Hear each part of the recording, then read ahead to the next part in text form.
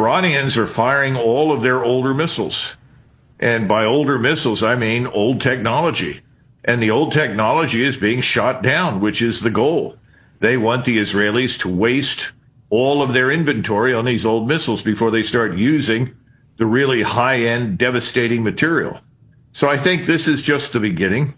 The other part of this is that we're now going to see the rest of the world sort of link arms around Iran. Because if you're sitting in Moscow or Beijing or Ankara or anywhere else and you see what's happening to Iran, you say, well, look, if we don't stand by these people, inevitably we'll be next. So I think all in all, this is a catastrophe for Israel. Iran, first of all, has an almost inexhaustible supply of missiles, and they have alternative sources. They can not only build their own missiles, they can get additional components and warheads from other sources, whether those sources are North Korea, China, Russia, as I said before, potentially even Pakistan. And I'm sure that there are others. So I think there won't be a shortage of things for the Iranians to fight back with. The real question now is, what do we do? And I think President Trump is already signaling that he'd like to go back to the negotiating table.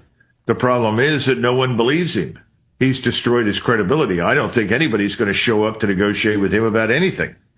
So I think this is going to go on, and it'll get worse the longer it lasts. I don't know what's going to happen. Right. But the Iranians, contrary to popular belief, whatever mistakes they've made, and I don't think they've made very many. I mean, everybody says, well, they should have given up enrichment.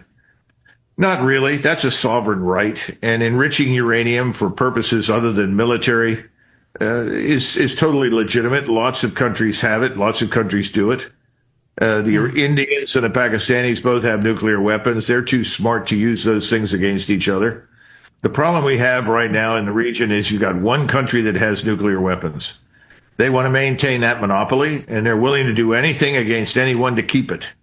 And that's where we are. And we, unfortunately,